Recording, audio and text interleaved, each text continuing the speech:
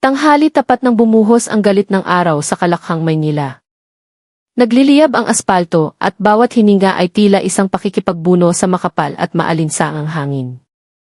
Sa gitna ng dagat ng mga sasakyang halos hindi gumagalaw, isang motorsiklo ang sumisingit, mas mabilis kaysa sa karaniwan. Ang sakay nito ay isang dalagang nagngangalang Alena, 25 taong gulang. Kupas ang kanyang leather jacket, maalikabok ang maong niyang pantalon, ngunit ang pagkakahawak niya sa manibela ay buo at matatag.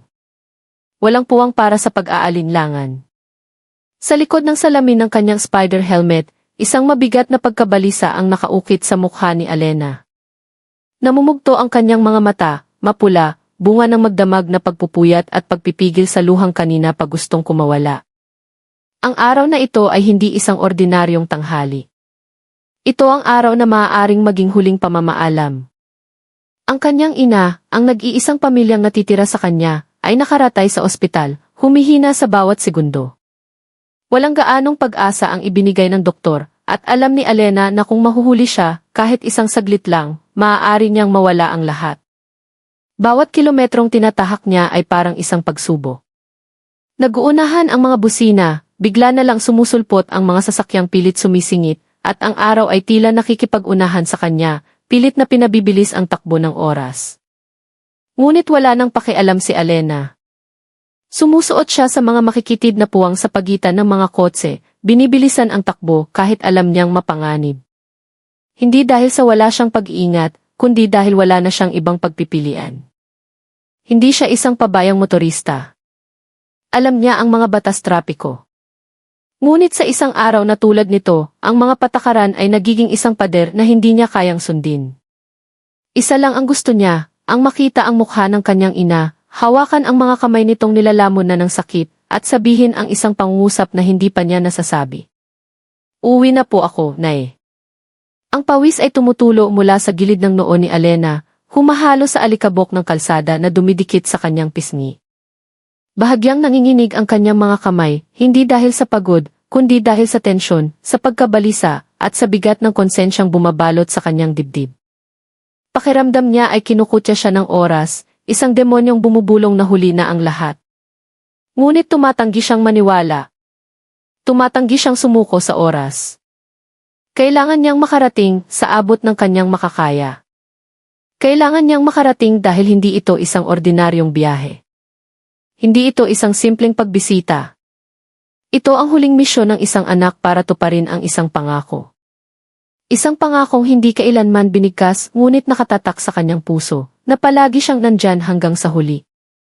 Ngunit ang tadhana ay hindi laging pumapanig sa mga nagmamadali, kahit gaano pa kadalisay ang kanilang intensyon. Sa isang abalang sangandaan sa gitna ng Quezon City, biglang natigil ang pag-usad ni Alena. Isang kamay ng pulis ang itinaas, sumisenyas na tumabi siya. Sa sandaling iyon, tila huminto ang mundo. Ang tibok ng puso ni Alena ay biglang kumabog ng pagkalakas-lakas. Alam niya, ito na ang simula ng problema.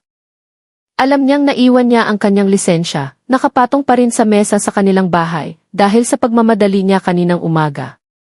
Ang hindi niya alam, ang maliit na pagtigil na ito ay hindi lamang susubok sa kanyang pasensya.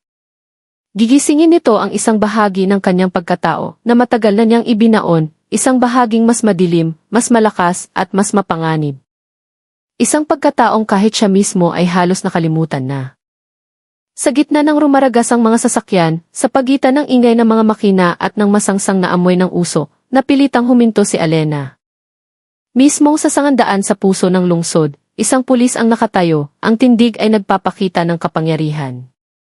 Nakataas ang kaliwang kamay nito, habang ang matatalim na mata ay sinusuri si Alena mula ulo hanggang paa. Malaki ang tiyan ng lalaki, lukot ang kanyang uniforme, at sa paraan ng kanyang mabagal na paglapit sa motor ni Alena, may isang bagay na agad naramdaman ni Alena na mali. Itinabi ni Alena ang kanyang motor, mabilis na tinanggal ang helmet, at bago pa man hilingin, iniabot na niya ang isisif na dala niya. Ngunit nang tanungin siya tungkol sa lisensya, humina ang kanyang boses. Naiwan ko po, sir. Nagmamadali po ako papuntang ospital. Critical po ang nanay ko, tapat niyang sabi, na may mukhang hindi kayang magsinungaling. Subalit, ang katotohanan ay hindi sapat sa harap ng isang alagad ng batas na matagal nang nawalan ng pakikiramay. Tinitigan siya ng pulis sandali sa kamarahang tumango. Hindi dahil sa pag-unawa, kundi dahil sa nakakita siya ng pagkakataon. Nagsimula itong magsalita sa tonong pilit na pinapakalma, ngunit may diin. Nag-aalok ng isang kiareglo na matagal ang naging bulok na kalakaran sa mga kalsada ng lungsod. Kaysa tiketan pa kita, baka gusto mo na lang natulungan kita, miss. Pero alam mo na naman yun, di ba? Sabi nito habang may pilyong ngiti sa mga labi. Nanahimik si Alena. Alam na alam niya ang ibig sabihin nito. Nakita na niya ang ganitong mga eksena dati mula sa malayo, ngunit ngayon, siya na ang biktima. Sinubukan niyang ipaliwanag ulit, mas malakas ngayon na nakikipag-unahan siya sa oras na buhay ng isang tao ang nakataya. Ngunit lahat ng salitang iyon ay sinagot lamang ng isang mahinang tawa at isang tingin na nagsimulang gumala sa mga bahaging hindi nararapat. Hinigpitan ni Alena ang hawak sa manibela. Bumibigat na ang kanyang paghinga, hindi na dahil sa pagkasindak, kundi dahil sa galit na unti-unting namumuo sa kanyang dibdib.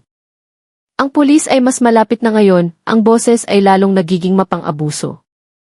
Ang anino ng katawan nito ay tumatakip kay Alena. Ang sitwasyon ay mabilis na nagbago mula sa pagpapatupad ng batas, patungo sa pang-aapi, at lahat ng ito ay nangyayari sa katanghalian tapat, sa gitna ng maraming tao. Ang mga tao ay nakatingin, ngunit walang ni isa man ang kumikilos. Nanonood sila, gaya ng dati, na tila sanay na sanay nang makita ang kapangyarihan na inaabuso ang unipormeng suot nito. Ang hindi nila alam ay kung sino ang pinapanood nila. Si Alena ay hindi isang ordinaryong babae. At kapag ang kanyang hangganan ay nilampasan, kapag ang kanyang katawan ay hinipo ng walang pahintulot, kapag ang kanyang dignidad ay nyurakan sa ibabaw ng aspalto ng lungsod, hindi na siya nag-iisip bilang isang anak na nag-aalala. Nag-iisip na siya bilang isang manlalaban. At ang isang manlalaban ay hindi kailanman hahayaang yurakan siya ng walang kalaban-laban. Tinitigan ni Alena ang lalaking nakauniporme, hindi regular ang kanyang paghinga. Ang pawis ay tumatagaktak mula sa kanyang sentido, hindi lang dahil sa init ng araw, kundi dahil sa bigat na dumadagan sa kanyang dibdib. Nakatayo siya sa gitna ng trapikong patuloy sa pag-usad, na para bang ang mundo ay tuloy lang sa pag-ikot habang ang buhay niya ay natigil sa puntong ito. Sa boses na nanginginig ngunit malinaw pa rin, sinubukan niyang magpaliwanag. Critical po ang nanay ko, sir. Nasa ospital po. Gusto ko lang po siyang makita. Nakikiusap po ako. Ang mga salita niya ay hindi lamang dahilan. Ito ay isang sigaw mula sa puso ng isang anak na nakikipagkarera sa oras, nagmamakaawa na huwag hadlangan ng isang maliit na bagay na sana ay maunawaan kung mayroon pa kahit katiting na pagkatao. Ngunit ang kaharap niya ay hindi pagkatao, kundi isang malamig na pader na nakatayo sa likod ng pangalan at ranggo. Tinitigan siya ng pulis na walang emosyon. Blanko ang kanyang mukha. Walang laman ang mga mata, na para bang masyado na siyang sanay na baliwalain ang mga boses ng pagmamakaawa. Itinaas niya ang kanyang kilay, sa kayumuko na parang sinusuri muli ang mga papeles ni Alena. Ngunit ang ginagawa niya ay pag-arte lamang. Walang simpatya, walang pagnanais na tumulong. Tanging pagkalkula lamang. Gaano kalayo kayang idiin ang babaeng ito, gaano kalaki ang maaaring mapakinabangan. Kung nagmamadali ka talaga, di bigyan mo na lang ako ng pangkape para matapos na to, miss, sabi nito sa tonong tamad na maihalong katusuhan. Ang hiling na iyon ay binitawan na may blangkong mukha, na para bang ang kotong ay isang pang-araw-araw na bahagi na ng trabaho. Kinagat ni Alena ang kanyang labi. Tumiim ang kanyang mga mata, ngunit ang kanyang katawan ay nagpipigil pa rin. Gusto niyang magalit, gusto niyang sumigaw, ngunit alam niyang bawat segundong masasayang sa pakikipagtalo ay oras na ninanakaw mula sa kanyang ina. Sinubukan niya ulit sa huling pagkakataon. Mas matigas ang boses niya ngayon. Pakiusap po, sir. Hindi po ako pwedeng magbigay ng pera. Wala po akong dala. At ayoko po. Hinihiling ko lang po na maintindihan ninyo, buhay at kamatayan po ang pinag-uusapan dito. Ngunit ang kanyang katatagan ay itinuring na isang hamon. Umisi ang lalaki. Mula sa kanyang ngiti, malinaw na ninamnam niya ang pagiging dominante sa sitwasyon. Tila ang pakiusap ni Alena ay isang laro, hindi isang panawagan para sa pagiging makatao. At nang magsimula siyang lumapit, masyadong malapit, masyadong personal, na may mga salitang tumutuntong sa teritoryong hindi dapat galawin, ang hangganan ay nabasag. Sa puntong iyon, may nabasag sa loob ni Alena. Hindi dahil sa mahina siya, kundi dahil sa masyado na siyang nagtimpi. Nakiusap na siya ng maayos. Nagmakaawa na siya gamit ang lahat ng kababaang loob na mayroon siya. Ngunit kapag pinili ng isang tao na huwag tingnan ang iyong pagkatao at sa halip ay subukang maliitin ka, wala nang dahilan pa para manahimik. Ang kanyang mga mata ngayon ay nakatitig ng diretsyo, malamig at walang laman. Katulad ng mga mata ng lalaki, ngunit may isang pagkakaiba, ang kay Alena ay naglalaman ng isang bagyo. Ang bagyong matagal na niyang pinakalma ay dahan-dahang bumabangon, at sa araw na iyon, ang bagyong iyon ay hindi na mapipigilan. Sa halip na gampanan ang kanyang tungkulin ng may konsensya, pinili ng lalaking nakauniporme ang madilim na landas na palagi na niyang tinatahak. Matapos marinig ang pakiusap ni Alena, lalo pa nitong ibinaba ang ulo, huminga ng malalim at pagkatapos ay gumawa ng isang banayad na senyas. Isang kilos ng kamay na kilala na ng maraming motorista, areglo sa kalsada. Ngunit ang tono ng kanyang pananalita ay hindi nakalmado. Ngayon ay tunog mapang maliit. Na para bang si Alena ay hindi isang taong nagigipit, kundi isang bagay lamang na maaaring pagkakitaan. Imbes na maging komplikado, ibigay mo na lang kung anong meron ka. Huwag ka nang magmalinis kung sa huli, kailangan mo rin namang mapabilis, sabi nito habang matalim na nakatitig at may manipis na ngisi sa mga labi. Ang mga salitang iyon ay hindi lamang isang uri ng pangingikil, kundi isang pang-iinsulto sa integridad at respeto ng isang tao. At ang mas masakit, nangyari ito habang si Alena ay nasa pinakamahina niyang kalagayan. Sa panahong dapat sana ay tinutulungan siya, hindi ibinabagsak. Dahan-dahang nagbago ang tingin ng lalaki. Hindi na lamang isang opisyal na umaabuso sa kapangyarihan, kundi naging isang maninila. Ang titig ng kanyang mga mata ay naging mailap, dumadapo sa katawan ni Alena nang walang pagtatangkang itago ang kabastusan. Naramdaman ito ni Alena. Ang tingin na naghuhubad, na minamaliit ka, na tinatantiya ang halaga ng isang tao, hindi dahil sa kanyang pagkatao, kundi dahil sa kanyang kahinaan sa harap ng sistema. Nakatayo siya roon mag-isa, sa isang posisyong madaling abusuhin. Isang dalagang walang suporta sa gitna ng kalsada, kaharap ang isang unipormeng sa mata ng batas, ay hindi niya kayang labanan. Ngunit doon mismo nagkamali ng malaki ang lalaki. Inakala niyang walang laban si Alena. Nakita niya ang kahinahunan bilang kahinaan at ang katatagan bilang isang butas para lalong diinan. Nagkamali siya. Sobrang mali. Nanatiling tahimik si Alena. Ang kanyang mukha ay nagsimulang magbago. Hindi takot, hindi rin pagsuko, kundi isang katahimikang nagbabanta. Sapat na ang nakita niya. Binigyan na niya ng pagkakataon ang respeto. Ngunit ang natanggap niya ay pang-aabuso at pagmamalabis lamang. Sa kanyang isipan, umalingaw muli ang boses ng kanyang ina. Huwag mong hahayaan na maliitin ka ng kahit sino dahil lang may kapangyarihan sila. At sa araw na iyon, sa gitna ng init ng Maynila, sa ilalim ng mga matang sanay ng manahimik, nagpasya si Alena na hindi na siya magiging biktima. Hindi siya magbibigay ng pera. Hindi siya yuyuko at hindi niya hahayaang mahawakan siya, pisikal man o sa kanyang dignidad, ng sinumang umaabuso sa unipormeng suot nito. Nang manatili si Alena sa kanyang paninindigan, tumatangging magbigay ng pera, tumatangging sumuko, ang sitwasyon ay mabilis na nagbago mula sa berbal na panggigipit patungo sa isang bagay na mas marumi. Tumiim ang mukha ng pulis, saka ito ngumuso ng may pangutya sa boses na sinadyang hinaan. Nagsimula itong magbitiw ng mga bastos na salita, mga pangungusap na tumutusok sa dangal ng isang babae. Hindi na ito tungkol sa papeles ng sasakyan, hindi na tungkol sa batas. Isa na itong hayagang pambabastos. Nagsalita siya na parabang si Alena ay isang bagay lamang, na parabang ang katawan nito ay maaaring ipagpalit sa kalayaan.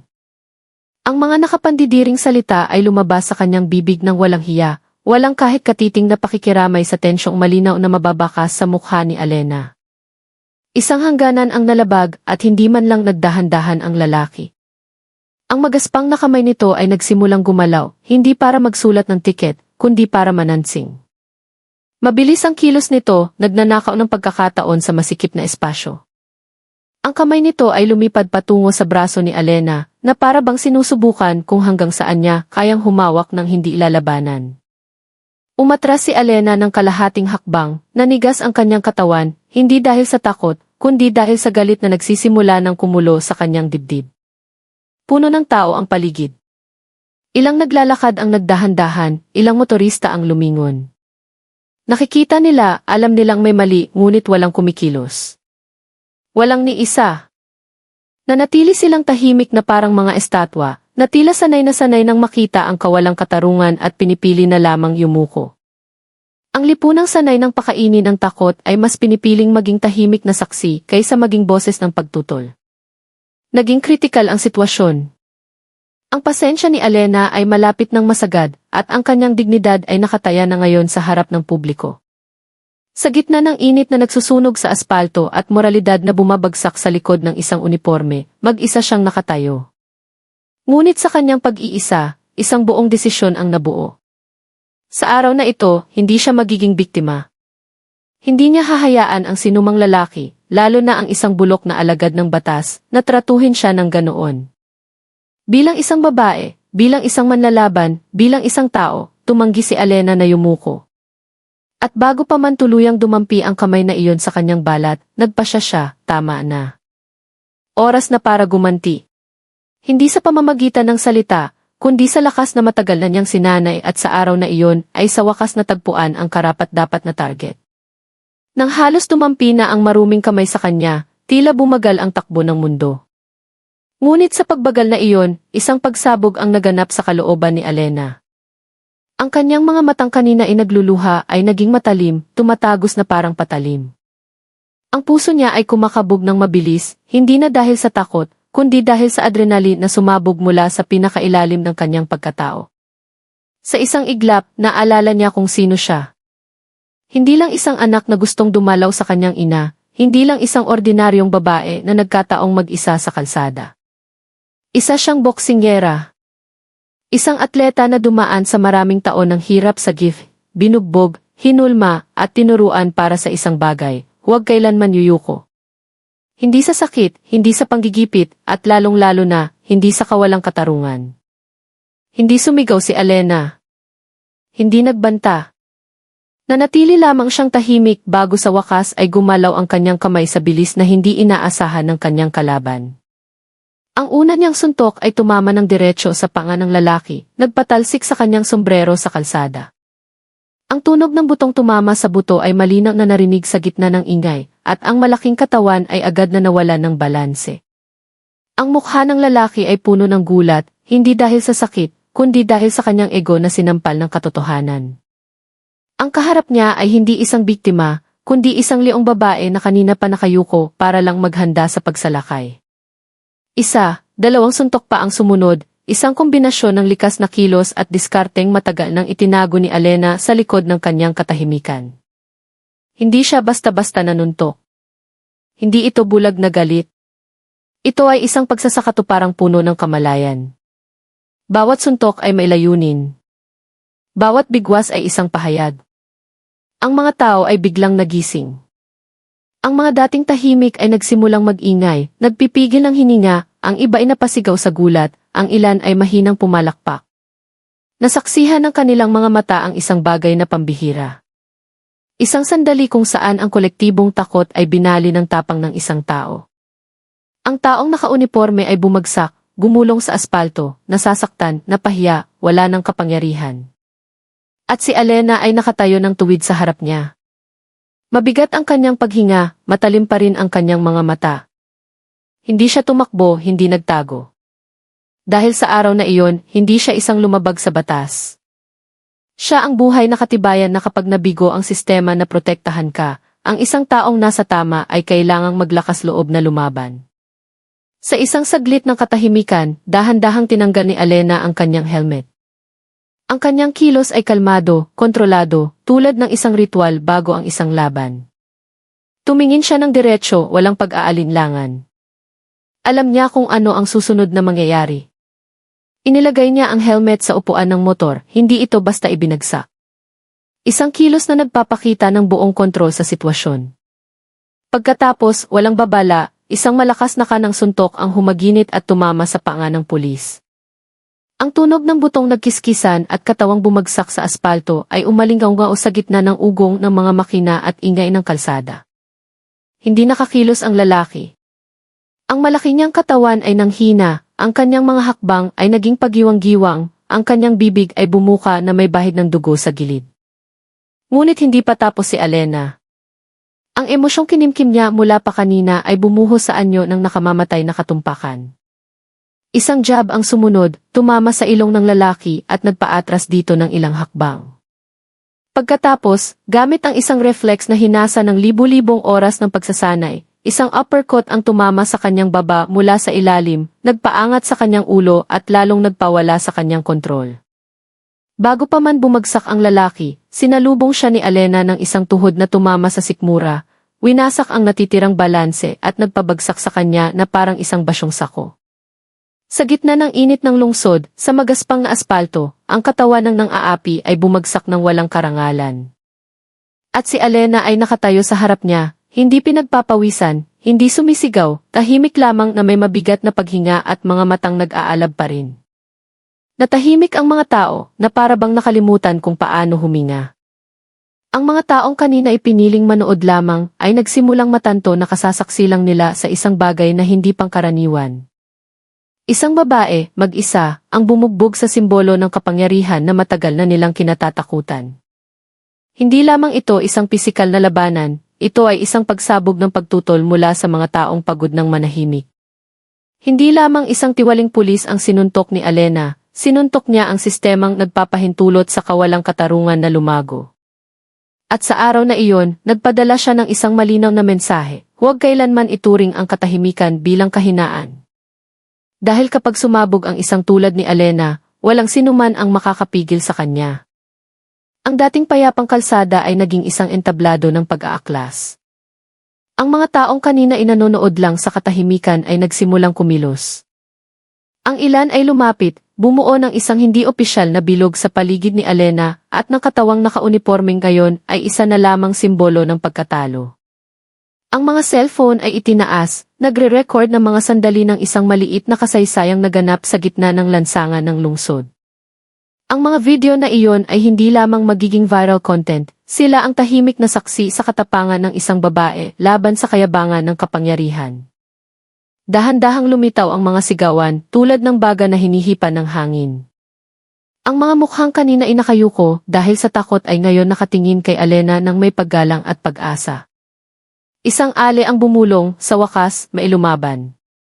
Isang binatilyo ang nanginginig na hawak ang kanyang cellphone. Ito ang tunay na hero. At pagkatapos ay may narinig na boses na bumasag sa katahimikan. Hindi galing kay Alena, kundi sa isang hindi kilalang tao. Isang malakas na sigaw, labanan ang kawalang katarungan. Ang sigaw na iyon ay umalinggaw-ngaw, nakahawa, sinundan ng iba pang sigaw, at pagkatapos ay ng marami pang boses, lumikha ng isang alon ng enerhiya na hindi na mapipigilan. Ang mga taong kanina ay mga saksi lamang ay naging bahagi na ng sandali. Hindi lang nila pinanood si Alena na lumaban, pinanood nila ang kanilang mga sarili, na kinakatawa ng figura ni Alena na nakatayo ng tuwid sa gitna ng kalsada. Niyanig niya ang kolektibong takot at pinalitan ito ng tapang. At sa araw na iyon, sa gitna ng init ng lungsod at nagbabagang aspalto, sa wakas ay narinig ang boses ng mga maliliit na tao. At lahat ng iyon ay nagsimula sa isang suntok, mula sa isang babaeng piniling lumaban. Sa gitna ng kaguluhang unti-unti nang humuhupa, isang matandang lalaki na may kupas na damit, ngunit may malinaw na titig ang dahan-dahang lumapit kay Alena. Walang gaanong sinabi, yumuko lamang siya ng bahagya, at tinulungang itayo ang motor ni Alena na bahagyang tumagilid noong mangyari ang lahat. Mabagal ngunit puno ng respeto ang kanyang mga kilos.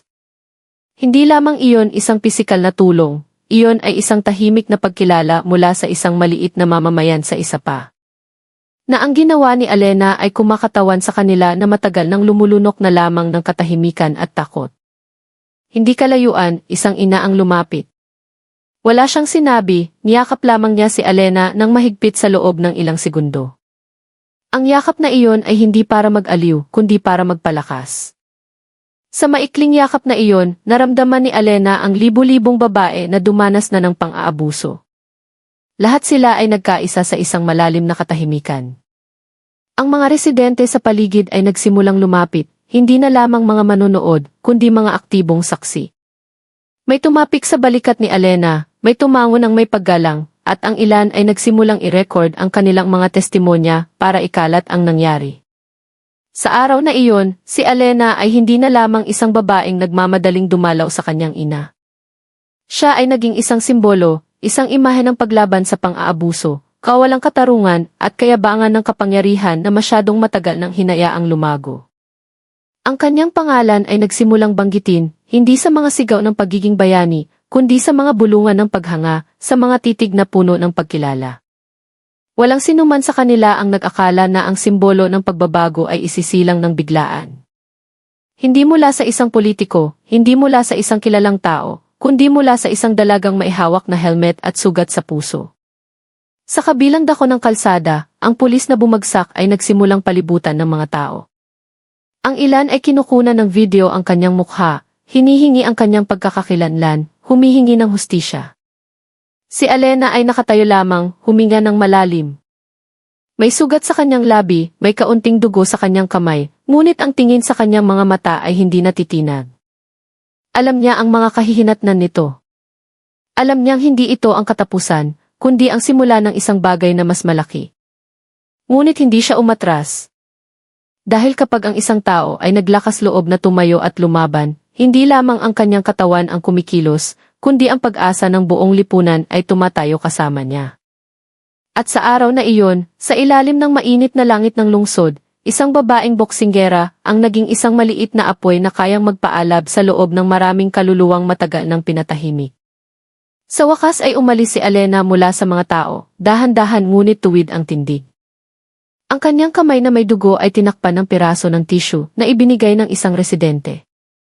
Ngunit ang sugat na iyon ay walang-wala kumpara sa apoy na nag-aalab pa rin sa kanyang mga mata.